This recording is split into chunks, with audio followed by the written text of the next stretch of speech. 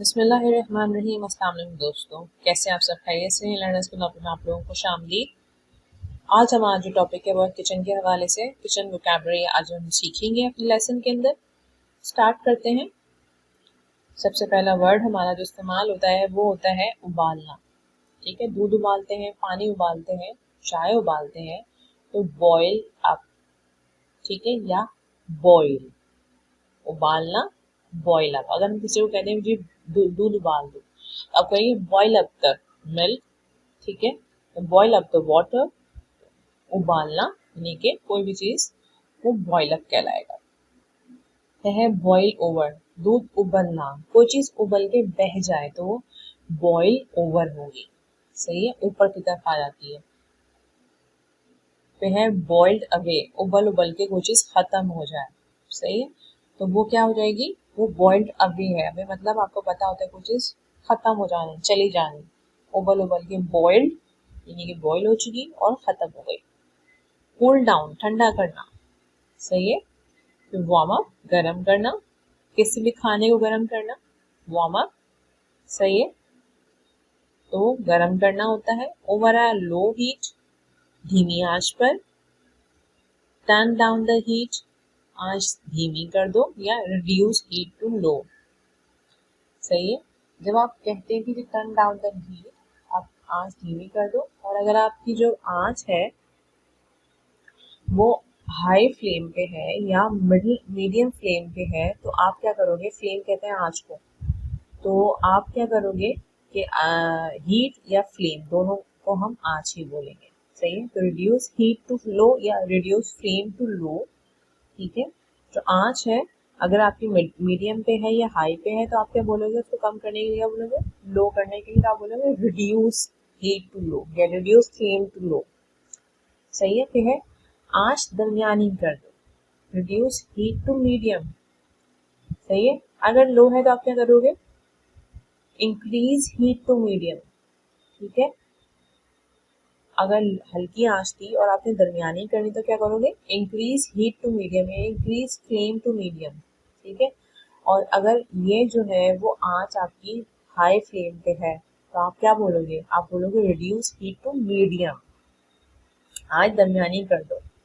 यह increase heat to medium, आंच बढ़ाकर दरमियानी कर दो। मैंने शायद मैंने अभी बात ही बोली थी। ठीक है, इंक्रीज हीट टू मीडियम, अगर आपकी आंच लो है तो आप इंक्रीज की बात करोगे मीडियम पे लाने के लिए। फिर है टर्न अप द हीट, आंच बढ़ा दो। टर्न अप द, अप है ना, ठीक है। फिर है स्टिर कॉन्स्टेंटली, लगातार चम्मच चलाते रहो। तो स्टिर मतलब चम्मच चलाना। सही है, कॉन्स्टेंटली लगातार। सही है, स्टिर ओकेजनली, बीच बीच में चलाते रहो। कहते हैं ना बीच बीच में चम्मच चलाते रहना, तो हम कहेंगे स्टिर ओकेजनली। फिर है हमारे पास boil till it thickens, boil till it thickens, गाढ़ा होने तक उबाल लो उसको। फिर है कर्डल्ड, दूध फटना, यानी कि दूध फटना। फिर है टर्न सॉवर, यानी खट्टा हो जाना, टर्न सॉवर। सही है, जब खटाई में चला जाए वो दूध जो है। ठीक है, टर्न सॉवर सिर्फ दूध के लिए नहीं है, टर्न सॉवर खट्टा हो जाना, सालन भी खट्टा हो जाता है। सही, रिमूव फ्रॉम हीट, चूल्हे पे से हम कहते हैं उतार दो, रिमूव फ्रॉम हीट या रिमूव फ्रॉम स्टोव, आंच या चूल्हे से उतार। प्लेस ओवर टू, या प्लेट या ढकने से ढांपना। टर्न ओवर या फ्लिप, पलटना। टर्न ओवर करना यानी कि कोई कबाब आप तल रहे हो तो आप उसको टर्न ओवर करोगे, रोटी पलट रहे हो तो फ्लिप करो। ठीक है,